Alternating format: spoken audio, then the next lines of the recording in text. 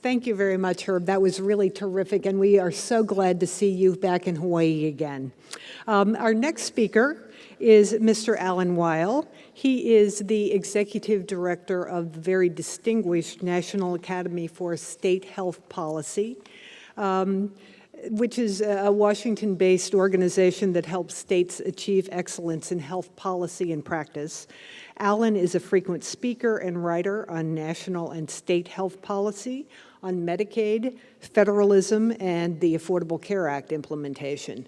And so again, I'm going to cut short with the introduction and let him speak because I think that his message to us is very pertinent, talking about the responsibilities of states in transforming healthcare. Alan?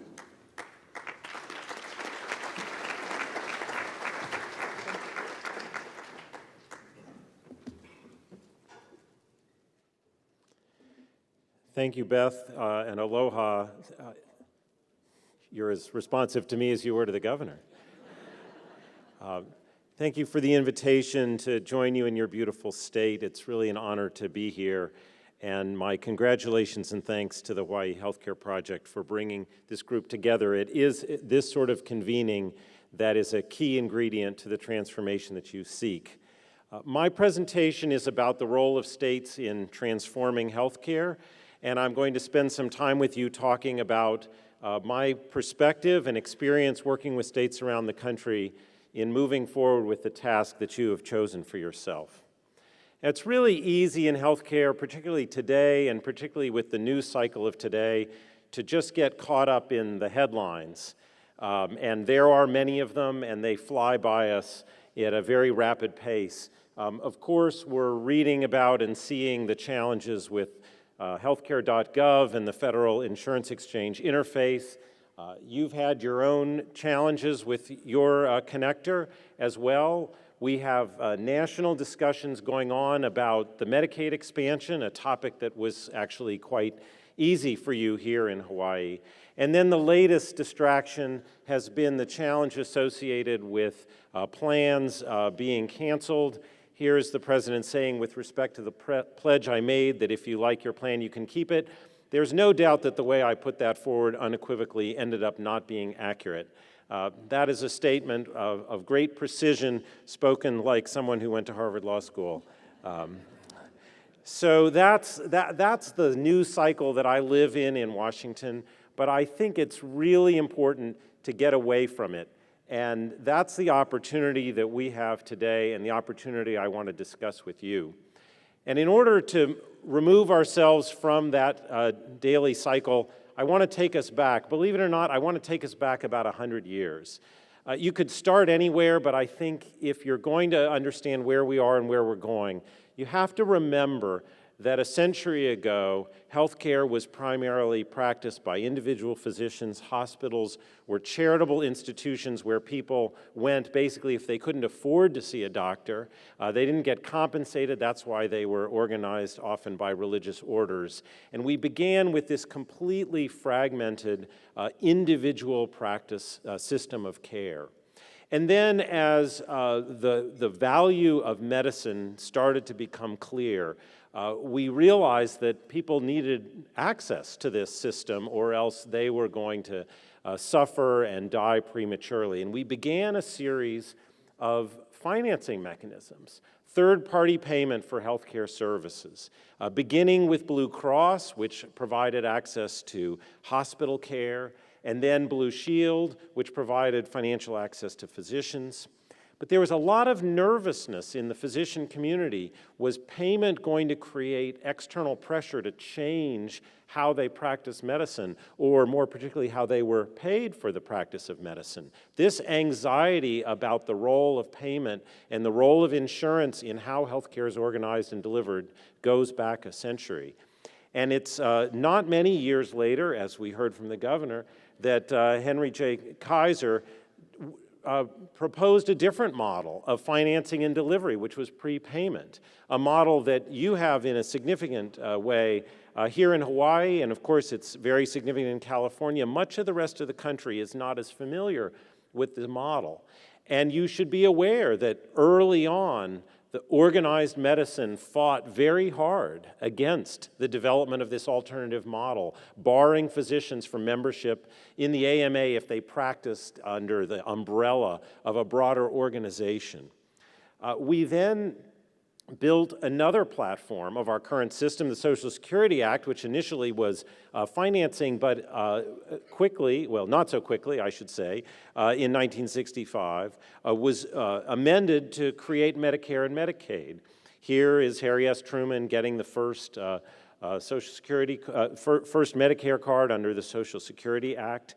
And less than a decade later, we added supplemental security income, which brought also with it health care coverage. So we expanded out the private model of coverage, we expanded out the public model of coverage. But what's the critical theme that runs through all of these models? They were financing models. They basically reinforced the way care was organized and delivered. They let physicians practice the way they wanted. They largely left hospitals alone. They were a funding stream to provide access to a system of care, and they did not actively attempt to modify that system. Now, that system of growth had its challenges, and it led to another era that wasn't just in healthcare, it was in the economy more broadly, an era where we focused on planning and prices, where we had a national legislation to support planning and defining what resources we needed to put into healthcare. And if you look at some of the findings that were the precursors to that act, they talked about how much money we were putting into the healthcare system, but there were still inequities. There was still an inadequate supply and poor distribution of resources. And the country needed to address the problem, the problems of inadequate access and excessive prices. It's kind of quaint if you look back now at a graph of healthcare spending in this country as a share of GDP. I put the green bar when we went into this era of price controls. And if we had just gone through a big growth in healthcare spending, of course, today that looks like small potatoes. If healthcare was only 7 or 8% of GDP right now, we'd have a lot of money to spend on other things. But at the time, this was viewed as a crisis. And the suggestion was we needed to think more strategically about where we invested the resources in the healthcare system, particularly hospital resources. President Nixon, of course, proposed comprehensive health reform. Looks, not surprisingly given the era, it has much in common with your Prepaid Healthcare Act with an employer mandate. But we often forget that in that time, his proposal also called for high levels of regulation, oversight of insurance rates, audits, and disclosure of payment methods. This was an era where we thought that government action and planning could bring about the kinds of results that we wanted. Of course, the Nixon proposal didn't go anywhere. Wage and price controls fell out of favor. We did later get DRGs in, in Medicare. In 1980, we got the RBRVS. We got price controls within our Medicare program, but we really abandoned this whole concept of planning. Indeed, as work that we did in the 90s in my organization showed, in 1980, more than half the states had some kind of payment regulation of hospitals. As of 1995, only 6 had rate setting or budget controls. Today, that number is down to 2. My point in showing you all of this, again, is to say that we went through a whole era where we were concerned about price, we were concerned about access, we were concerned about supply. But we didn't focus on how we delivered care. We focused on how we paid for care, and primarily how much we paid for care. We focused on the allocation of resources within the healthcare sector. We didn't look at communities other than from a resource perspective and consider alternative ways of delivering healthcare services.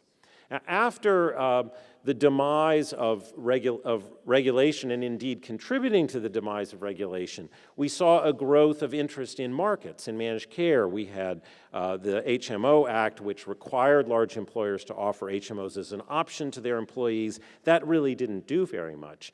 We, in my organization, did some work looking back on 25 years of what states have done. We went through an era of state policies that will be familiar now as we're talking about implementing the Affordable Care Act. Act, elimination or limitations on pre-existing condition exclusions, constraining rate variation from person to person, anti-discrimination rules and the like, more portability of health plans. More than half the states adopted exactly those kinds of provisions that are now, of course, national law as part of the Affordable Care Act. And part of what we were doing at the time was saying we need to make the health insurance market work more effectively. At the same time, we had states using Medicaid as an expansion tool and embracing the concept of managed care and using the savings from managed care to pay for significant expansions of coverage. Tennessee became quite famous for going from one of the highest uninsured rates in the country to one of the lowest by fundamentally restructuring its Medicaid program. You, of course, had Quest here, and other states as well did Medicaid managed care expansions. We also thought that maybe group purchasing and purchasing cooperatives would create markets that would drive people to lower cost plans and products. Florida set up its CHIPAs, and California had its group purchasing programs, Washington State as well. It turns out that by the end of 1998, more than half the states were authorizing these kinds of purchasing collaboratives that look a whole lot like what today we call health insurance exchanges. And in this notion of making markets work, we also started thinking, well, if the markets are working and if we have managed care to constrain costs, we can increase health insurance coverage. The state, when you're thinking about state-based expansions, that first comes to mind, of course, is your own, and we've already talked about that this morning.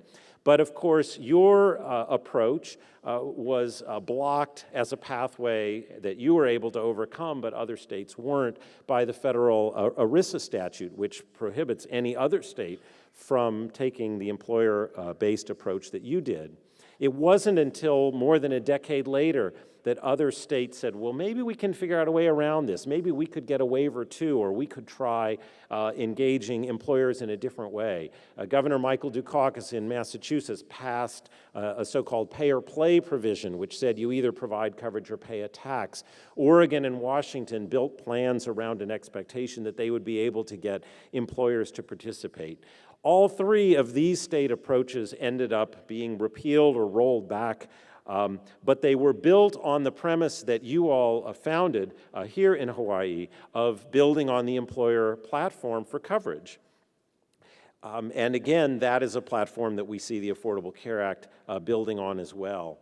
With a few states in the lead, states got on the bandwagon. This is a report that I worked on now I realize 20 years ago in Colorado. We too were trying to build health coverage for everyone. And states got in line to try to achieve the goals of coverage and access in ways that they never had before. We had more than half the states with children's health insurance programs and the like. And it came together, of course, as a nation with President Clinton, September of 1993, giving his address to a joint session of Congress, holding up a health security card that every American was going to have, and we thought it was going to happen. And after his speech, there was a big celebration at the White House because it was clear we were going to get this done. Ira Magaziner walked around and handed out health security cards, and this is a picture of mine. I still have it. It doesn't give me much coverage, but it's a great memento. And of course, we thought we were going to achieve the coverage goals that the country that had eluded the country for so long, and then President Clinton bumped into this. Cue it up. This is not magic. This was covered under our old plan. Oh, yeah, that was a good one, wasn't it? Things are changing, and not all for the better. The government may force us to pick from a few healthcare plans designed by government bureaucrats. Having choices we don't like is no choice at all. Yeah, they choose. We lose. For reforms that protect what we have, call toll-free. Know the facts. If we let the government choose, we lose. Call today. Now, why is it so important to be...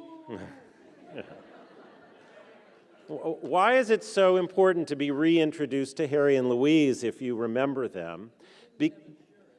Well, they didn't have insurance, but they had a message that resonated with the American people, and it's very consistent with the message you're hearing now, they had coverage and they liked it and they didn't want to lose it. Of course, in the commercial, they had benefits that were being taken away. Today, what we're doing is we're giving people benefits they didn't have, but they may have to pay more for it, and that's something that people who are stretched thin financially are nervous about. The point is that the message of government control and government design and government getting between you and your doctor, these are messages that have always been used to block major health system transformation, but they are also, and the reason I focus on this so much, they're also a reminder that the healthcare sector, those who provide the care, have often been very much a part of the message of leave us alone, let us do our work, don't let the government or the insurance company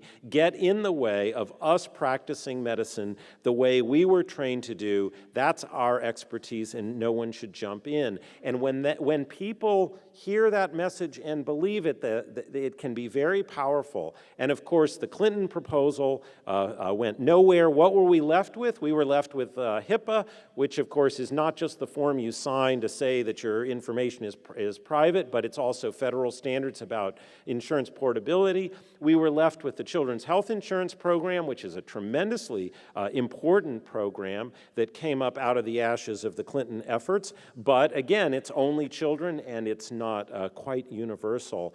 And so all of this pressure, and it builds up to change healthcare and the healthcare system, and not only do we not get coverage, but the healthcare system itself and how care is delivered largely goes back to the way it was, and the resilience of the delivery system to protect itself against change becomes quite visible. Now, there's another slender reed that's a source of change, which is the quality movement, the creation of the National Commission for Quality Assurance, their development of HIHS and CAHPS, measurement to tell us whether or not the health care that we're getting is of high quality.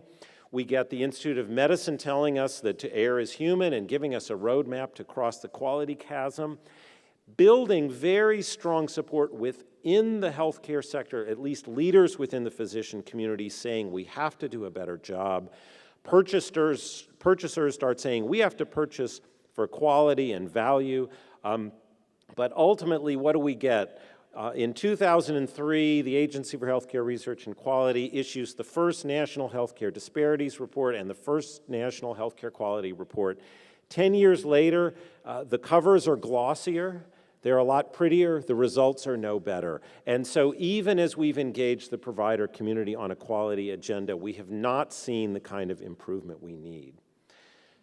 Okay, that was a long history lesson, and forgive me for the time I spent on it.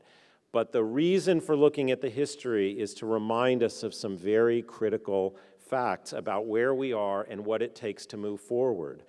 As we've expanded coverage, as we have struggled to build new programs, there's always been a delicate balance, a dance that we've had to do with the healthcare sector so that they don't generate so much opposition that we can't move forward, so that they don't feel that they're losing their professional autonomy. And the trajectory of how healthcare has been practiced, how healthcare has been delivered in this country has been very resistant to change from the outside. You could summarize it with something that I saw at conferences I went to all the time in the 90s when we were trying to do this. At every conference, someone would stand up and reliably say this. They would put up the words quality, access, and cost. And the sentence that would come out of their mouth is, quality, access, and cost. We can have two, but we can't have all three. That was the mantra. The mantra was, if we're going to have high quality, we can't afford to give it to everyone. If we're going to give something to everyone that's good quality, we're not going to be able to afford it. It was seen as a trade-off. And everyone went off in their own corners and tried to promote the goals they cared most about without addressing the other, because it was a zero-sum or even a negative-sum game. And you know what we've seen in the healthcare system as a result of this fragmentation and everyone trying to do just their part. We have the highest costs in the world. whether it's measured in per capita purchasing power or as a share of GDP. You don't even have to know what all those other countries are. All you have to know is that the United States is the black line. We are an outlier by so much that even when you in Hawaii look at your indicators and say we are the best in the US, you know that that's not good enough because the overall American healthcare system is underperforming. This is the cost picture that we all know so well. There's so many ways to look at the other issues of access and quality. This is one. It's surveys from the Commonwealth Fund of other countries, people who report that they have problems gaining access to care because of cost. The United States, of course, again, an international outlier. And there's no single metric for quality, but this, again, imperfect metric captures people who die prematurely because they're not getting the health care that they need. And we have the highest rates of mortality preventable with appropriate health care. So when we retreat to our corners, when we just say we can only get 2 out of 3, these are the kinds of results we get. The opportunity we have now is to change that, and that's the opportunity that you've embraced and the opportunity that I hope to help you understand how we and you can move forward. It's animated, and I'm certainly not the first to report this to you. It's right in the materials in your book. It's animated by the triple aim: an improvement in population health, better patient experience of care, and lower per capita cost. It's basically saying to those who put up the chart of cost, access, and quality, the story is no longer you can only have 2 out of 3. The story is you can only have any of these if you have all of them. We've now come to learn that access limitations actually drive up cost. We've come to learn that poor quality ends up driving up costs as well. And it's only if we improve access and we improve quality that we can have an affordable, sustainable healthcare system, not to mention one that meets the needs of our people, and not to mention one that physicians and other clinicians want to practice in. It's a new opportunity for bringing together the various strains of the healthcare system in a different way. But what is different about this approach also is that you can only achieve the triple aim if you focus back on that line that I showed you at the beginning, how we organize and deliver care. You cannot just be a payer. You cannot just report on quality. You cannot just develop healthcare markets and expect the healthcare system to change. You have to bring all of the forces to bear. And where we are right now is at an incredibly unusual point in time where we both understand the challenge and have a constellation of tools that we can use to advance what the triple aim represents. And I'm going to give you a little tour of those opportunities, and I will leave some out because the list is so long, but I want to give you a feel for why this is such a unique time when it comes to healthcare delivery and organization.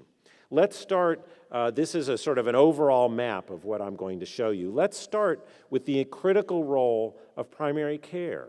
We've underinvested in this country for decades relative to the rest of the world in building a primary care infrastructure. And I'm happy to say that starting in about 2006, states started saying, wait a minute, we need to do something about this. No matter where we're going, we know we have to build out the primary care infrastructure. We're now working with dozens of states that are developing mechanisms to pay for the infrastructure that is necessary for primary care practices to really serve the coordinating and health promotion role that is possible and exists in other parts of the world. And now, essentially, every state in the country is doing something to build out primary care capacity. But it's more than primary care that we need. We need a quality infrastructure, and we're starting to get one. The National Quality Forum under guidance from the federal government, has started building through its Measure Applications Partnership efforts to build core sets of measures so that we actually have a standardized language when we talk about quality instead of a proliferation of thousands of different quality measures, which we have, but bringing them together so that they're more useful. We have, of course, meaningful use as now being embedded in the physician practice so that we can collect and report data and have a quality-based infrastructure that supports the goals of population health and population management. And although I don't highlight them here, there's also federal funding supporting health information exchanges, and as you, with many other states, are building all-payer claims databases. We're not just building quality infrastructure, we're starting to engage patients in very different ways. The Affordable Care Act has a demonstration program to provide financial incentives to test models that will reduce the prevalence of chronic diseases. And we're learning about how we can actually maybe pay people for healthier behaviors and healthier practices. And out of those initiatives, we'll learn more about how to engage patients financially. But it's more than just a demonstration approach.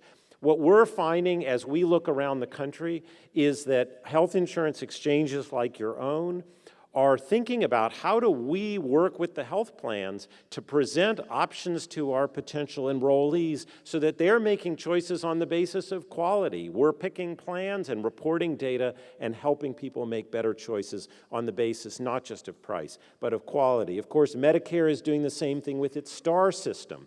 So Medicare is in the game saying we need to focus on quality and help people make better choices around quality as well. And the Affordable Care Act calls for a standardized presentation of insurance benefits and standardized presentation of coverage examples so that people can become more engaged in the selection they're making. This isn't just about picking a plan, it's about improving how you interact with the healthcare sector. And of course, this isn't just about money and patients having so-called skin in the game, a term that I find a bit odious, but it's about engaging physicians also in improving quality and interacting differently with patients. The American Board of Internal Medicine Foundation, their Choosing Wisely campaign, encouraging physicians to talk to patients and say, you know, maybe you don't need that test, maybe you don't need that antibiotic until we know that there's actually an infection that we need to treat. Physician leadership saying we need to engage patients in a very different way clinically as well as financially. And as we begin to engage differently, we need to pay differently. We need to pay for value. Growing out of CMS's Medicare Physician Group Practice demonstration, starting to get physician groups to think about the value that they're providing, moving into what is currently in play, the hospital demonstrations that are moving real dollars. These are Hawaii hospitals, and how their payment rates in Medicare are changing as a result of quality metrics, including readmissions. And we're seeing efforts to not just pay differently, but to think about services differently. The federal government is bundling payments so that instead of just paying each episode one at a time, we're looking at a broader episode of care over a period and putting it making it financially viable and desirable for the hospital to figure out how to reduce the likelihood of a readmission or make sure that the rehabilitation services are provided in an effective way, because the cost of those post-acute services will come out of the same bundle of care as opposed to getting paid yet again if someone has to come back into the hospital. So we're starting to think about payment not just piecemeal, but in broader pieces. And we're trying to promote integration. Medicare, of course, has its accountable care organizations demonstrations, bringing not just bundles of care, but broader population health metrics into play, and paying differently on the basis of whether or not a system of care can achieve certain quality metrics. Medicare's in the game, so are states. with their own efforts, as you are shown on this map, building their own versions of accountable care. So it's not just Medicare saying, we're going to do ACOs, it's states saying, we're going to build it into our payment models as well. And state Medicaid programs are increasingly relying on managed care for more complex populations. We're now at a point where, as of 2008, 39 states and DC are using managed care for people with disabilities, at least some portion of them, trying to move again to coordination, integration, looking at how healthcare is delivered in a very different way. The private sector, of course, is in the game as well. The private sector is embracing accountable care models, it's embracing bundling, it's spreading throughout the healthcare system. And now we have opportunities where the public sector, Medicare at the federal level, Medicaid at the state level, private plans on the private side are all thinking differently about organization, quality, financing. We're speaking a language that we weren't speaking just a decade ago. On the Medicaid side, the Affordable Care Act creates opportunities for integration, for example, between physical health and mental health. Section 2703 provides enhanced federal matching funds as you build health homes for people with chronic conditions, creating financial rewards, opportunities for systems to work together that in the past would have been completely independent. And we're working across programs in ways we haven't before. The federal government has promoted the alignment of payment and delivery for those who are duly eligible, those on both Medicare and Medicaid, working with states one by one, coming up with financing and delivering mechanisms that bring these programs together. Other initiatives as well, the Comprehensive Primary Care Initiative, the MAPCP, all designed to be multi-payer, thinking in a consistent, coherent way about how to pay and how to interact with the healthcare system. And as I've come full circle around the triple aim, I'm back at the start with primary care, because again, all of these initiatives only function effectively if they build off of a strong primary care base. So what's different about where we are now? What's different? We're not just trying to expand coverage. We're not just trying to expand access. We're not just trying to measure quality. We have the forces coming together, working across payers and purchasers to send a consistent message and asking and demanding those who deliver care on the clinical side to work together to deliver a better product, a product that focuses on outcomes, on patient-centered care, on quality as expressed by the patient at a price that we can afford, at a price that our families can afford and our businesses can afford. And this notion of saying we're not just going to pay more into the system as it's been, but we're going to work together to create the system that we want is a tremendous new opportunity for the country. It is, however, I should say, also tremendously hard. Because we didn't get here by accident, and we didn't get here last week, which is why I show you the century-long timeline. This is a transformation that only occurs if you enter it and stick with it and build on one success and one idea and build to the next one. And it's the staying power of these initiatives that creates an opportunity. So what's your role in putting together all of these initiatives and the environment you live and work in to pursue the triple aim? Well, a few states got an early start on this before the Affordable Care Act. Massachusetts, of course, Governor Romney got quite famous for what Massachusetts has done, but Dirigo in Maine and Green Mountain in Vermont are approaches that predate the Affordable Care Act.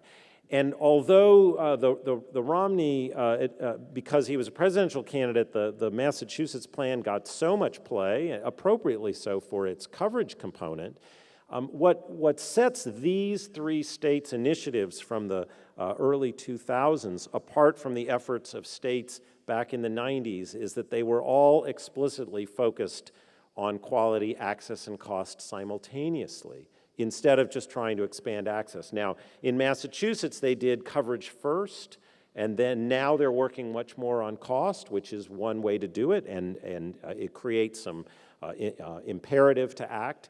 Vermont and Maine were much more, we're going to take all three on simultaneously. But we've started to understand at the state level that you have to bring these forces together if you're going to get where you want to go.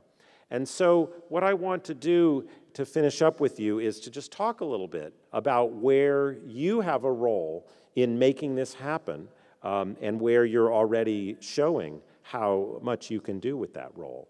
Traditionally, we think of the state as a provider and purchaser and a regulator, and it's very important to remember these traditional functions because they are the leverage that you have.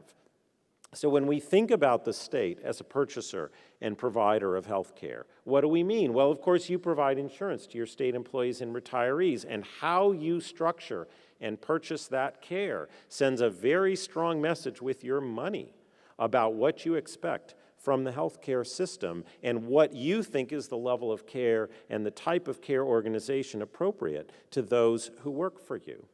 You, of course, run the Medicaid program and pay a significant share of the cost. This has traditionally been a tremendous opportunity for leverage. And one of the unique aspects of the world we're in right now is that we can start to bring the various populations that we purchase on behalf of together and think of them together instead of thinking of Medicaid over here and state employees over here and retirees over here and Medicare over there, which is the way we've traditionally done it. You have tremendous leverage with your Medicaid program. And of course, you can qualify plans for your Health Connector. Now, in your market, where you don't have dozens and dozens of plans, the issue is not so much who's in, who's out, as what do you expect of them? What quality measurement do you demand of them? What transparency of how they practice and the outcomes they achieve do you demand of them as part of what it means to be on the connector? It's a new leverage point as a purchaser of care. You also operate your own facilities that serve often the most disadvantaged. And of course, you have a big role in medical education. So, and that provides you with an opportunity to think about the workforce you need for the future. In so many states, the politics of the medical school are so tied to NIH and graduate medical education, and they go right to the federal government and are not attending to where they fit as much within the state. And bringing that together is a tremendous opportunity. These are leverage points that you have as a purchaser and as a provider. And of course, you're also a regulator. You license doctors, nurses, hospitals, nursing homes. How you define those standards says a great deal about what you expect of the healthcare system. You regulate insurance companies, their finances, how they rate, what their market practices are. These are all places where you have leverage as the state. You also, of course, define the scope of practice for your health professionals, an area of great dynamism and one that you're having conversations about. If you have unmet need, you have to think about what's the workforce to meet those needs. And given your geography, the role of telemedicine and how that actually plays out is something that many states have taken on. You have the predominant role for the state in promoting health and providing public health oversight and looking at population health. These are traditional state functions. These are the leverage points you have.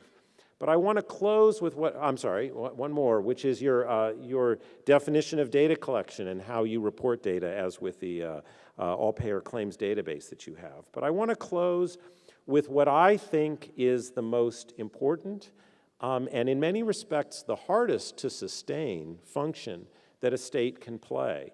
And it's one that is expressed here and has been expressed already, and I know will be a theme throughout your day. You are, after all, the state, and you have an opportunity to bring together people for conversations like you're having here. In that conversation, you can define a vision for health and healthcare and use that as a focal point. The triple aim, I'm a big fan of the triple aim, but it's fairly abstract. You need to move into what is it that you really expect and want to achieve out of the healthcare system.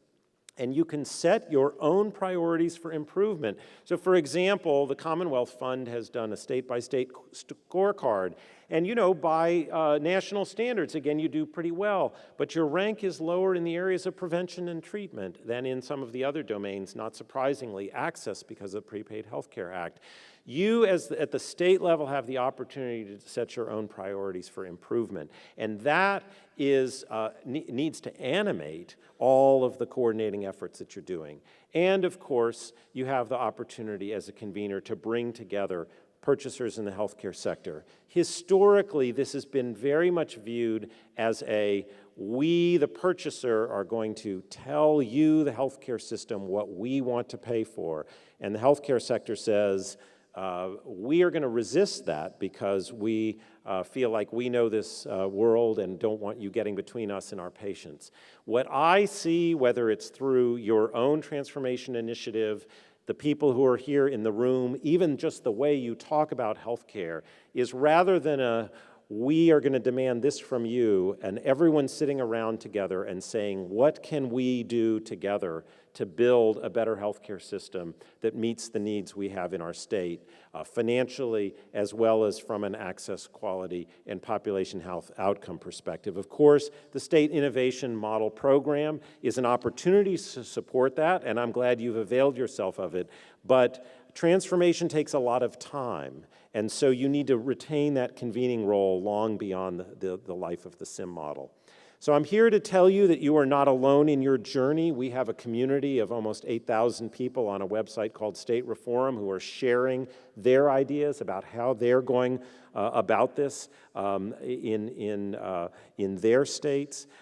You are not alone in this journey, either from colleagues in other states or from my organization. Unlike Herb, I won't give you my cell phone, but if you come up and ask me for it, I probably would.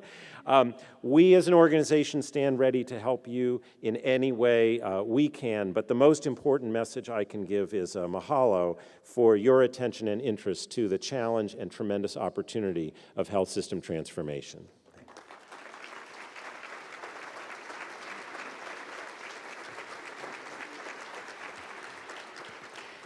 Thank you very much. That was really a terrific overview of all of the many themes that we're trying to pull together here. Now, for question and answer, we would like to remind you that you have note cards on your table. Please jot them down. We have people circulating around the room to pick them up. And Alan and I are going to sit on stage and reflect on your questions and do some more discussion here. Not the most comfortable chairs. That's quite all right. Okay, so to get started, I really appreciated the overview of the many things that are happening all across the states.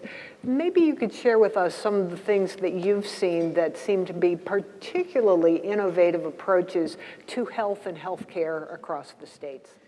Well, you know, when you work with states, all of your children are your favorite children. So yes. I'm always a little hesitant, but I am very intrigued by a movement, and you all, I think, are a part of it and well suited for it, of building much more of the quality improvement infrastructure. And by which I don't just mean medical quality, I mean population health improvement infrastructure at the community level. I think historically, if you think about the conceptual origins of managed care, the concept was the plan was going to help improve care. It would get a financial benefit if it kept the population healthy, but that meant that the plan was the place where you invested in physician performance, in population health improvement, getting people into smoking cessation and the like. And of course, you have a significant presence of Kaiser, which has has decades of experience building that into the plan. What I'm intrigued most by now is states that are saying, we don't want people to have to be always linked to a plan. We have some uninsured people, even after the Affordable Care Act, we'll have that. And plans are great, but they're still kind of corporate, and people live where they live. And what we want to do is really invest in an infrastructure of population health improvement community health workers, navigators, by which I don't mean just signing up for a health plan, at the community level. And that infrastructure is a community asset like any other community asset that you tap regardless of whether you're an HMSA or Kaiser or one of the other plans that's serving your Quest population, or you fall between those cracks. I find that very intriguing. The problem with being a leader is that I can't hand you something and say, go do this.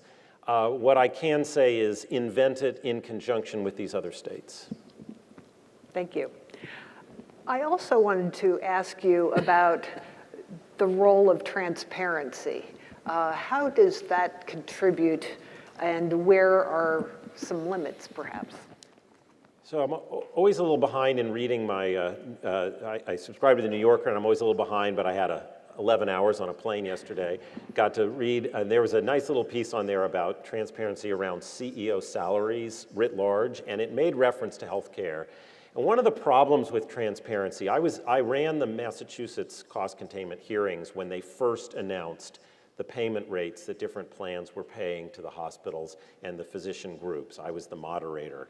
And the problem with transparency is that anyone who's getting paid less than someone else, their first reaction is, how do I get paid that?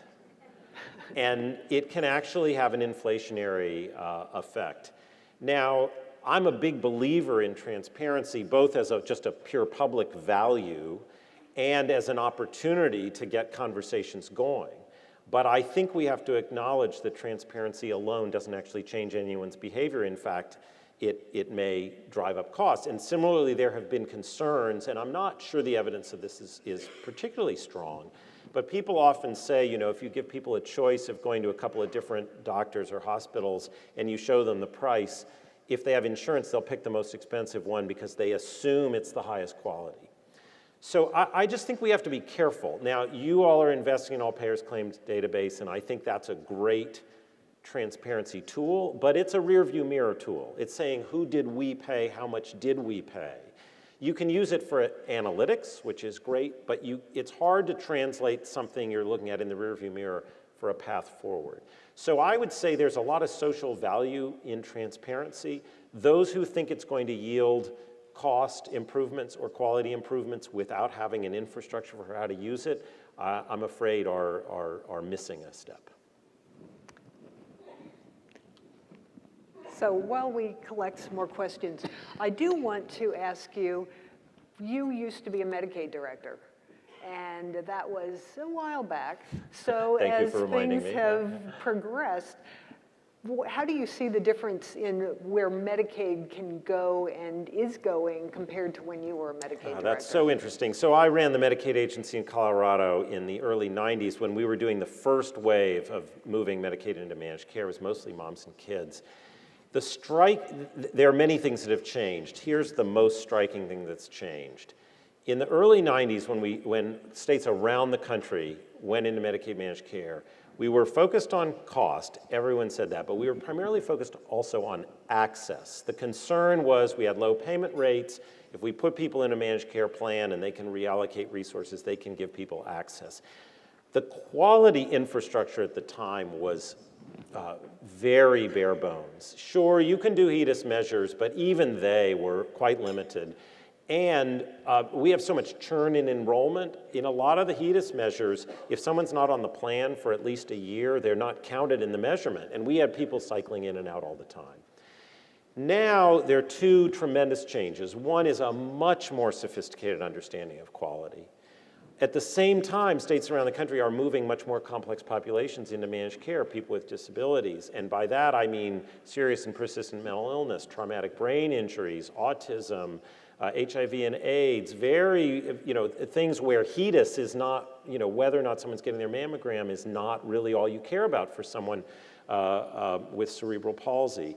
And so On the one hand, our quality infrastructure has improved. On the other hand, the complexity of the population we're moving in has deepened. And so I'm afraid we're still a little behind in terms of our ability to measure quality.